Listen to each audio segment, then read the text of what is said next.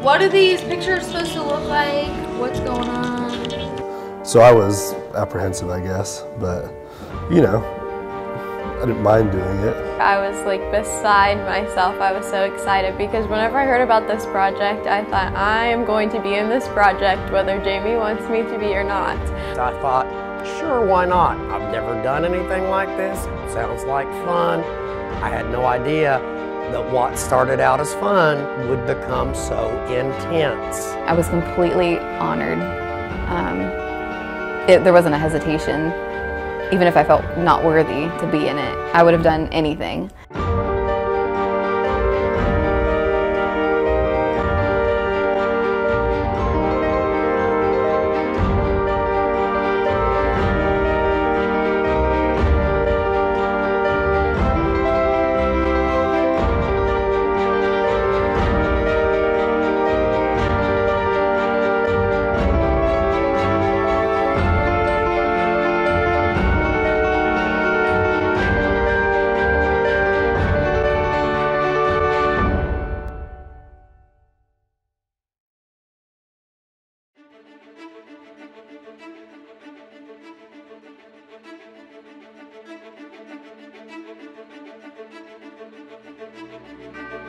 Coming to Point Pleasant to begin the VISITEURS series would have made my father very happy because it was one of his favorite places to visit when I was a teenager. We'd come just about every weekend from Huntington, West Virginia to pay reverence to the Battle of Point.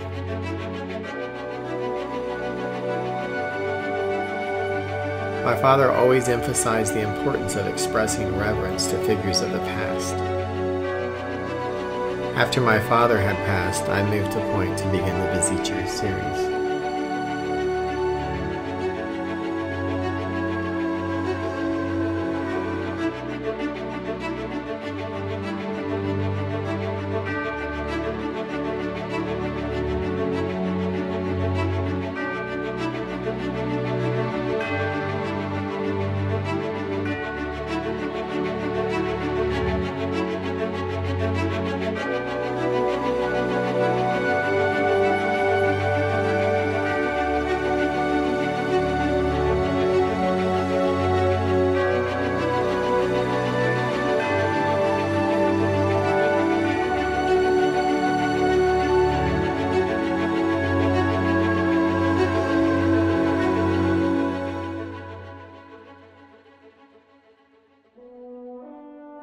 I've always been a creative person. From the time I was born, I can always remember I just always had to have something to do. I just couldn't sit down and watch TV or do nothing. I had to always be up doing something. Early on it was like singing, dancing, music, doing gymnastics every single day. You know, I just couldn't sit down and not do anything. I've always liked the ideal of taking something from one place to another, or bringing something to life, or putting something together. Even when you're having a conversation with a friend or a stranger on the street who is not having such a good day or a good life, and you give them advice or you kind of take them from one place to the next, that's creativity. Just listening to someone or giving somebody your ear, that's creativity, because you're allowing them to get from one point to the next. I suppose that's why I like to paint so much, is because I'm constantly in that state of creating, and I'm actually, whenever I'm doing any form of art or painting, I'm actually listening to myself. There's a bigger part of myself that's wanting to say something, and it's more interested in coming from one point to the next and growing than I think that my own I am, but I'm very conscious of this internal side that's always wanting to be progressing to a different state. So whenever I'm creating art, I'm allowing that thing to progress, to transform, and to grow into a different place. And there's this constant need of that to be happening, and it's so overwhelming, I think, in my personality, that I have to do this every day. And I can't think of anything else I would rather do.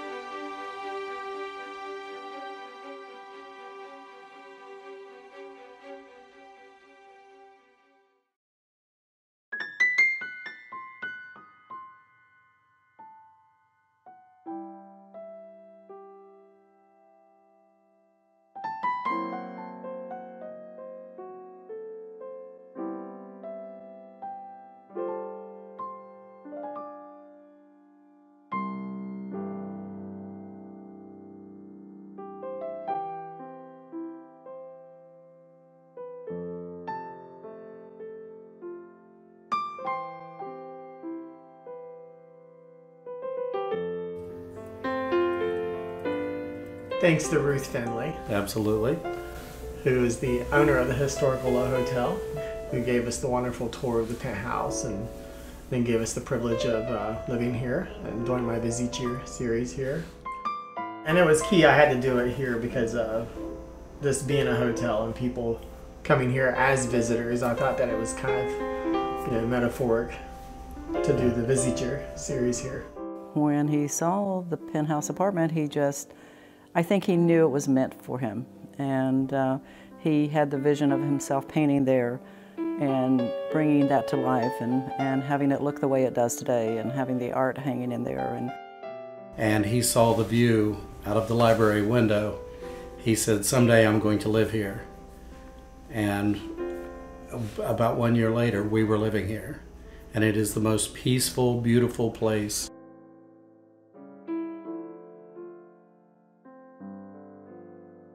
And we live in a wonderful place where two different rivers meet, and there's this amazing ethereal energy here all the time. Riverboats from New Orleans. And the hotel guests really enjoy it. It's a plus for the hotel. He does share it with guests and has them to see art there.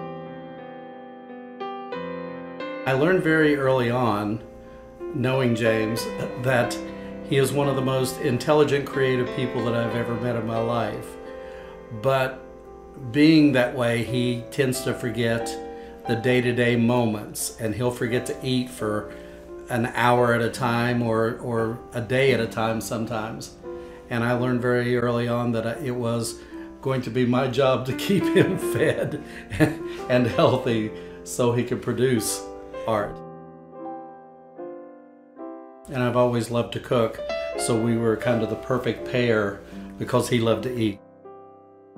It's been good for the hotel, and it's been good for our growth. It's definitely been good for all of us, for Jamie's growth as well. And had he not been here, he may have started it somewhere later in his life, but I think that was the catalyst, and that's how he actually started his Visiteur Series, and I think he's really going to go somewhere with that.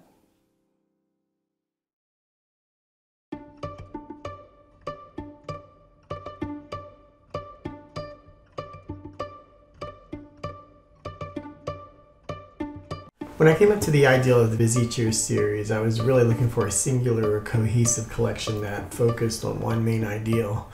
Up to that point, I have worked in many different other styles, such as landscapes, abstract, expressionism, impressionism, post-impressionism, cubism, minimalism. So hard to choose from because he has so many paintings and there's so many different variations. Like he has his abstract pieces and his cubist pieces that are so totally different. He does like classical paintings and impressionist paintings and some realistic paintings, and it's like trying to narrow it down to pick one that I like the best is such a hard question. People question me a lot of times when they come to my studio about all these different styles that I have, and what is this? Is this really one person that's painting all this? But I've never had any formal education. I looked around and I said to Jamie, "Are you schizophrenic? This art is completely different." The first time I saw Jamie's art was when there was a reception in your building, and you guys had us up to your penthouse to see it, and I was, all the art in there is his, and it's overwhelming. I mean, there's a lot, and it's all very good. And you see some of his earlier stuff that he's had hung up, and there's progression, but there's nothing up there that's not good. It's not done very well. So it's really cool. I mean, he's a very talented person. I never could afford to go to college, so that my only way of studying or learning was to go to museums or look through art books and to actually try all these different styles. I wasn't just looking at books, but I was actually going home into my studio and trying them out and working them into specific contexts. But when I came upon the Visiteur series, I realized this was the point in my career where I had learned so many different things that I was ready to now do an actual series, a cohesive collection of things that focused onto one ideal.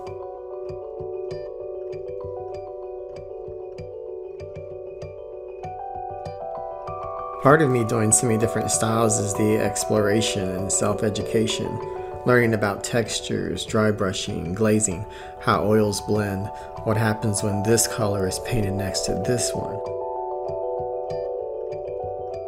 I've approached all of this like a curious child. There's a whole history of alchemy at work. I had to learn the language of the past so I could articulate something in the present.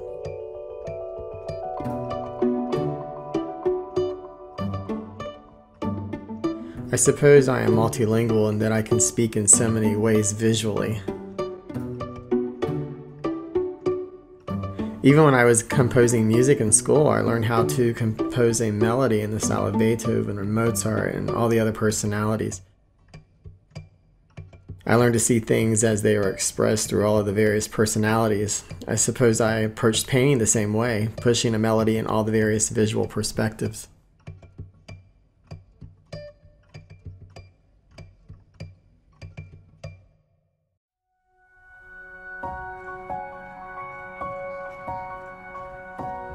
I was out one day walking my dog, and I saw a sticker on the sidewalk. It was a visitor sticker that you would wear to a party or a public convention of some sort. And I slapped it on my chest, and I remember walking around the rest of the day with that on. I like the metaphor that we're all visitors in the world, and we're really attending for just a very short time. That struck me, and I just kind of had that with me. Right about the same time, I was attending a private collection, and I saw some pictures from the Ming and Qing dynasties of emperors and empresses, and they were all sitting in these direct frontal shots, sitting in these throne chairs, adorned with all their fabrics. Some were sitting on pillows, some had head ornaments on, and so I grabbed onto that ideal, and I thought, how can I reshape that into my own modern context? Like, what can I do with that ideal? And so I knew I'd have to find models. And immediately I went home and I started to do a lot of research. Spent a lot of time in my personal library, in my studio.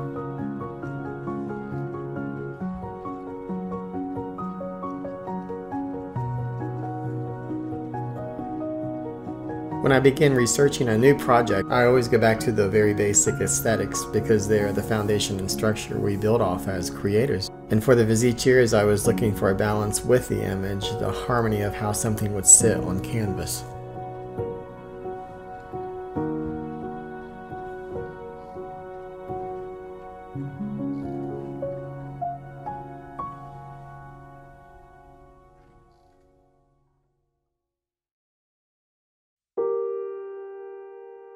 So I knew I had to have chairs for the series, and at that point I was collecting a lot of French chairs.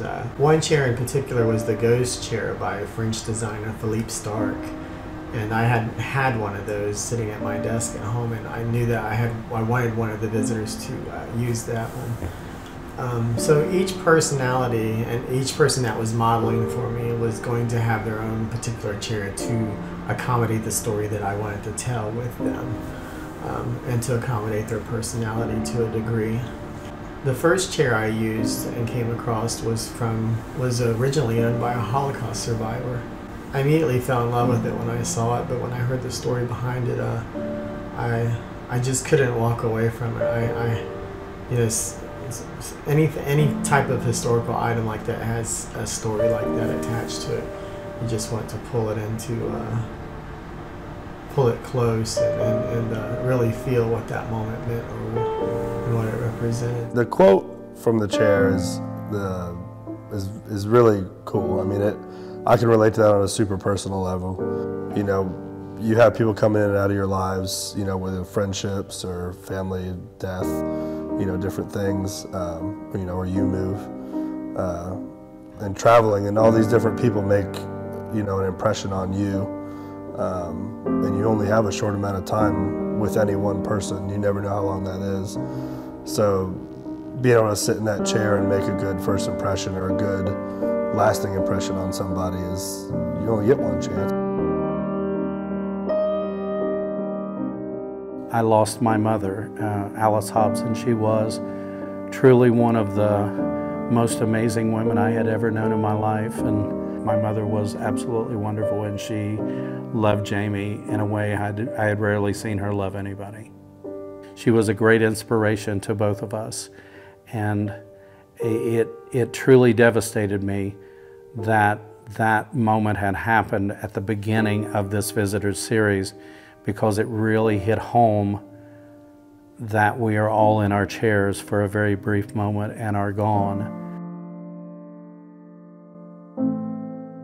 When I heard the quote from Jamie that we are all just here as visitors and just passing through, it was very close to me. I realized that probably as a lot of people do, on a very, very personal level. And there are some chairs that hold the very special meaning in your life because your loved ones chose those as their favorite chair. It has a favorite meaning. And even though you can hold on to the chair and the memories, that's what you have, and you have to realize that and hold the ones you do have even more precious to you. Realize what life is. We're only visitors, we're only here for a visit.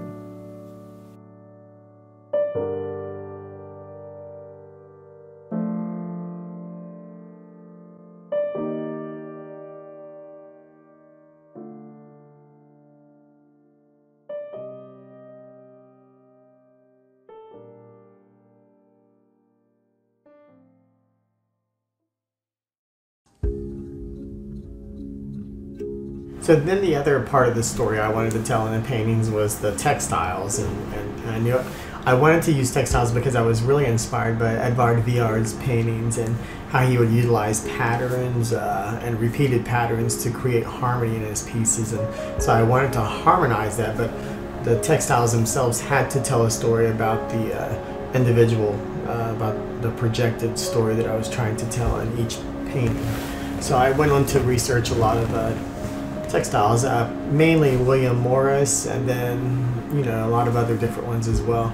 And then so that would lead to the style of the clothes, and I went with a lot of French fabrics that I had in my mind to drape over top of some of the models. And then my partner and manager Jimmy Hobbs was my assistant, of course, and he at times would just come up with these fantastic combinations of drapery that were just beautiful, and they led to fantastic results. At one point he was pulling a tablecloth around Visiteur number 1, and I was just like, stop, that's what I like right there, because underneath it you had like the denim shirt. And I love, that was the story I was looking for. And it's a story of her projected self, which was just a very high aristocratic type persona, and then the projection of that, but then the true self of who she is this rather denim, laid back individual. My mother's portrait, where she is draped with the tablecloth over from her waist down, where it comes across as being a very royal dress, is really just a tablecloth, and that plays into, of course, the title of A Seat at the Table. And then, of course, the other clothing items that I would throw into them, like the French military motorcycle jacket that I'm wearing in my self-portrait.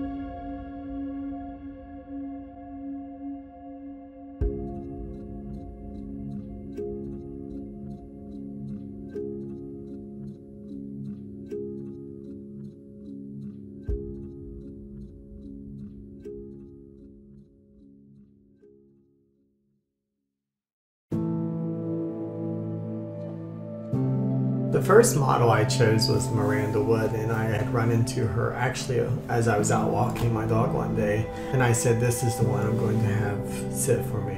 My first thought into being a model for Jamie, I think I went a little bit blank. I wish I could remember the moment specifically better, but I instantly became very nervous and confused on why he would have approached me to do this. But saying that, I was completely honored. There wasn't a hesitation. Even if I felt not worthy to be in it, I would have done anything before I knew what it was about. Just the fact that he said, do you want to be involved in my artwork in any way, whether it's to be the model or to have any type of insight or collaboration at all, I would have, I would have worn a paper bag and come in and done anything. I would have rolled on the floor and let you guys record me for some strange modern art piece. I would have done it. So yeah, I was completely honored.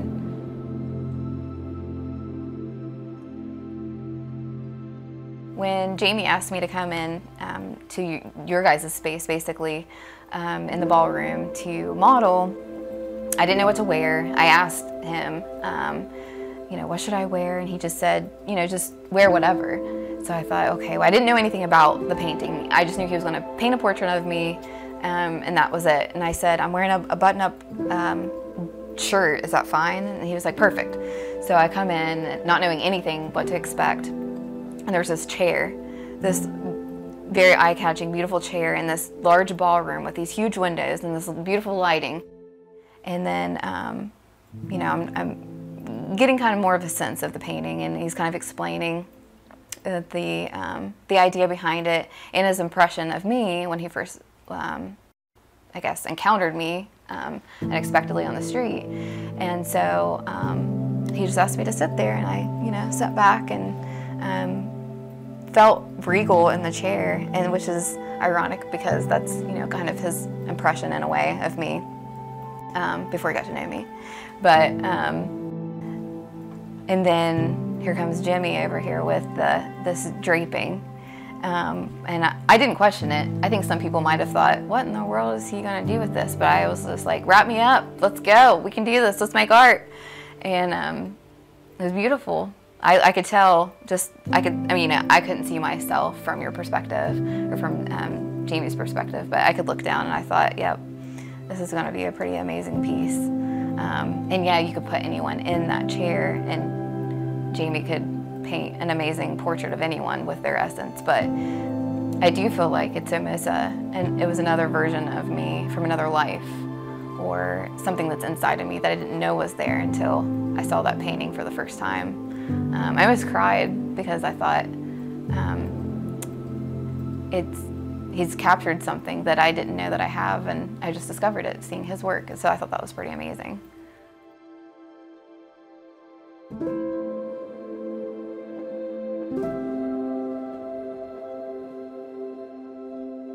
The San Quentin project was interesting because it was derived from 2 books of mugshots. I'd say probably the 1930s, 1940s, roughly in that area. I let it sit with me a couple of days, and it was George Herbert Tarver's face that kept coming up. And so it was like a good melody. It's like I couldn't forget that, and it had this impact on me. I began to research who he was, and I wondered if he had had a life after prison, if he survived San Quentin, because a lot of people didn't. And I found online that he had survived, and there was a picture of him with his wife, and also a picture of his tombstone, and it linked up to the time, and so I knew that that was him. He was a little bit older in the picture, but you could see that that was him. And it was very moving to me. It was very hard to do someone that had passed and you never got a chance to meet or see who they were, and it's like, how can you honor them? And it was tough kind of telling a story about someone who was in prison or taking a picture that was from a mugshot. I mean, it was very, personally, it was controversial, and it was tough, and I did struggle with it, but I was wondering why I had an issue with that. It was very difficult doing that, but the outcome of it was that I did tell the story I felt about who George Herbert Tarver was.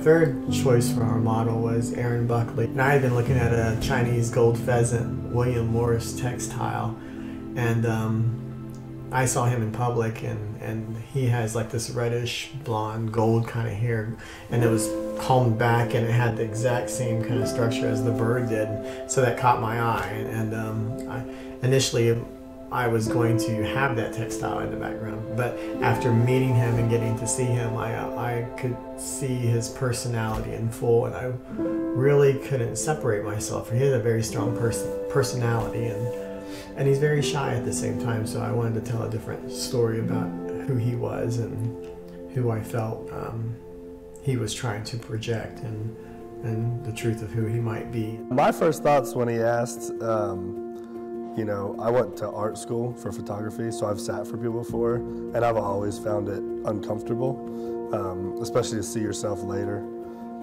in such a personal setting, I guess. So I was apprehensive, I guess, but you know, I didn't mind doing it. It's just always a little strange seeing yourself or hearing yourself.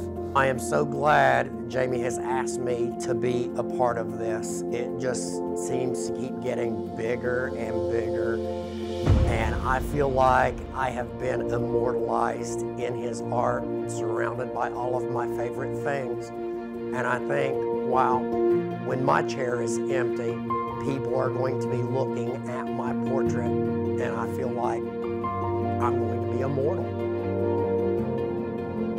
So I was not really approached. I harassed him until he texted me and was like, please be in this. We have a few more spots open if you would like to be a visitor. I'm like, of course I would like to be a visitor.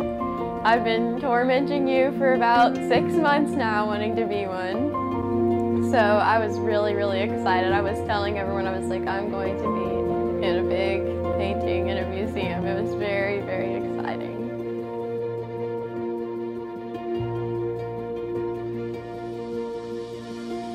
Whenever I first met Jamie, I think he was wearing like head to toe like camouflage coveralls or something like that. And I still even remember what I was wearing that day, because I was wearing a giant fur leopard print coat, and he was like, oh, that's cool. And usually people who are wearing camouflage look at me when I'm wearing something like that, like, what in the world? So whenever I first met him, I was at first like, this guy's a painter? But then I started talking to him, and it was like instantly we knew each other it's like we'd known each other forever, and we talked for maybe 5 minutes. So getting to know him, he did not change a single bit from the day we first met, and now that we've been friends for 3 or 4 years. Still exactly the same. He's just hilarious, and there's something really like childlike about him that's really endearing, and he keeps that like young and spirited person. Whenever most people, they grow out of that, they lose their interest in childhood things and things that make them happy whenever they're younger, but Jamie still has that, and it's really rare. I thought the idea of the Visiteur Series was unique. The conception was good, and I said, I think it's really good. It's like my Chinese pictures that have ancestors in them, all in chairs and well-dressed.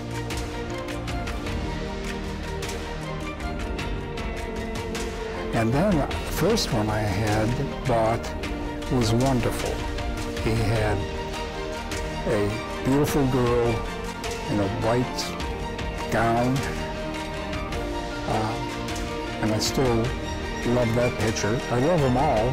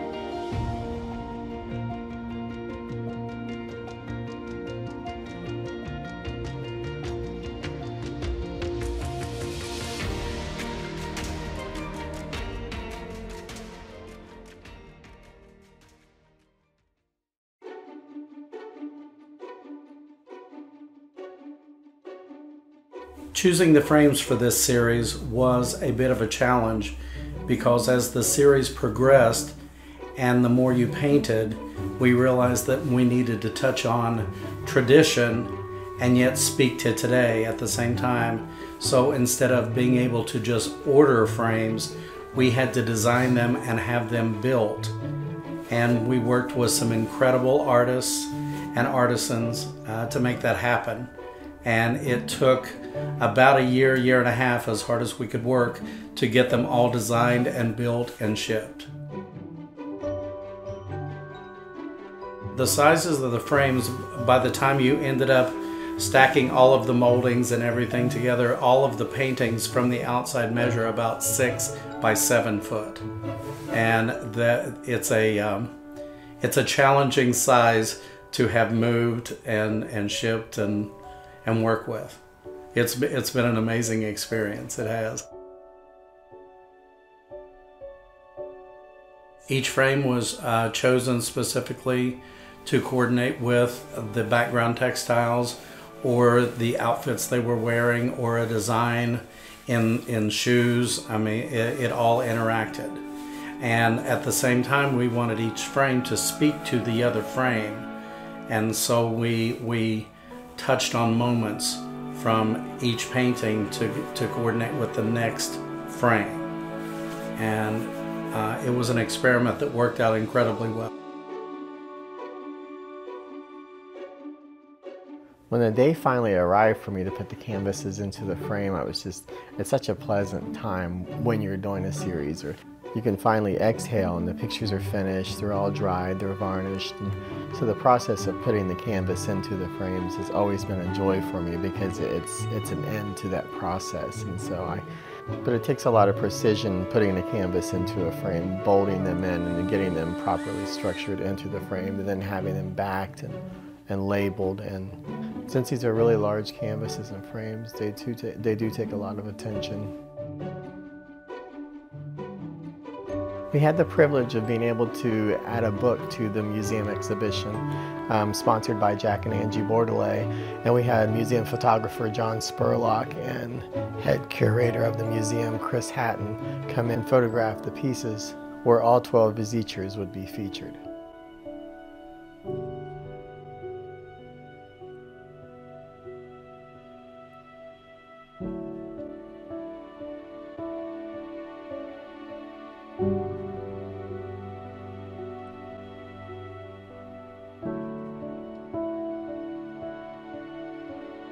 The day the museum staff came to get the paintings, it was one of those moments where, as an artist and as a painter, when you're finished with your product, it's like letting your children go. It's giving them to the world so their stories can be encountered by the public and encountered by fans and people.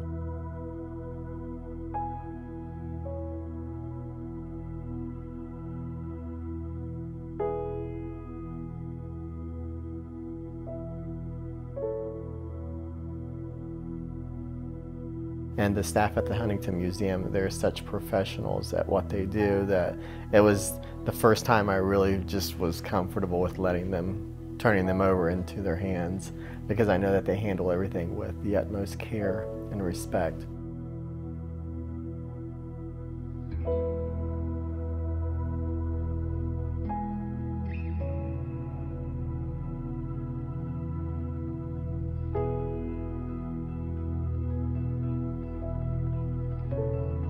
When you're approached by a museum to exhibit your artwork in it, there is such a high level of reverence for what you do that, I mean, they take care of things very well.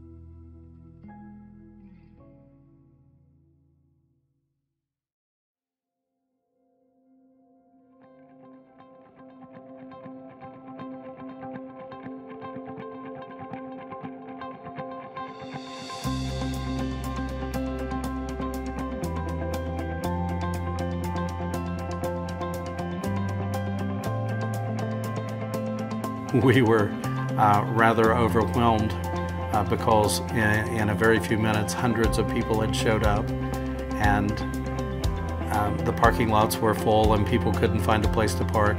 And it was just an incredible, incredible moment in our lives.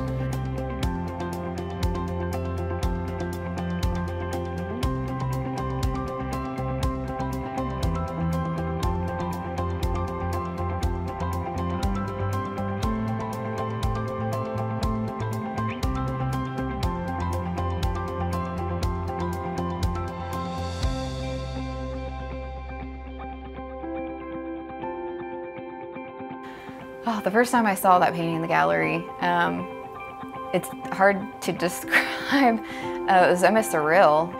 I do feel like it's almost it was another version of me from another life, or something that's inside of me that I didn't know was there until I saw that painting for the first time. I almost cried because I thought he's captured something that I didn't know that I have, and I just discovered it seeing his work. So I thought that was pretty amazing. I'm encountering myself and meeting myself in a way that I'd never had before, but I felt connected to myself in that painting. That might be the first time I saw myself, however humans should see themselves, as artwork and as a beautiful person. Jamie was just inundated with people that had come from all over the country to see him. We had people coming in from Paris. We had a gentleman came in from Bosnia. And it was just an amazing thing. The entire staff at the Huntington Museum was so helpful and cooperative, and I could not have asked for a better experience. I truly couldn't have. I said they went above and beyond for us, and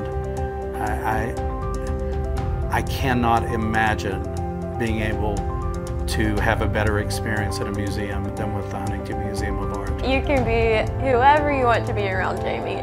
Zero judgment, and that's what I like about it. He's made me feel more seeing myself in a large painting like that, portrayed as someone who's beautiful, has had a very big impact on my self-image, and seeing myself portrayed in his art has felt like $1 million. It takes somebody from a moment in their life, someone who's important to Jamie's life, and captures them on a canvas forever. Whether it's one of his close friends or someone he's never met who died years ago, like the Prisoner painting. I think it's a very unique concept.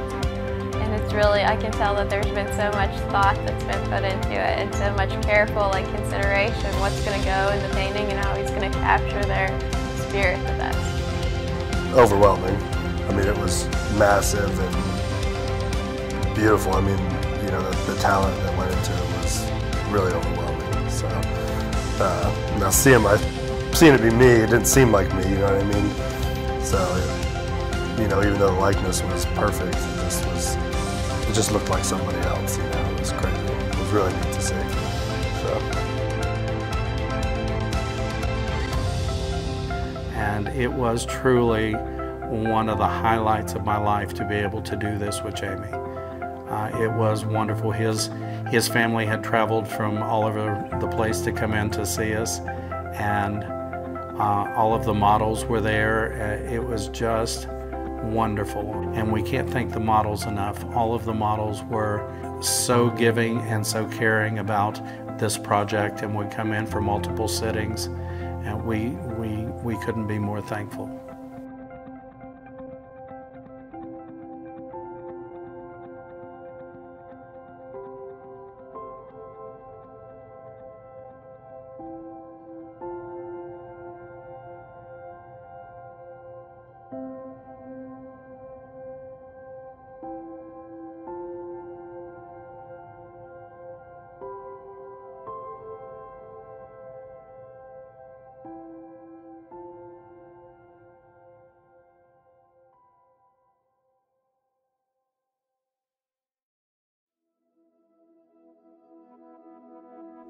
The day after the reception, I got to wake up that morning and come home and read the article that was written about me in the show from the Herald-Dispatch from my hometown of Huntington, West Virginia.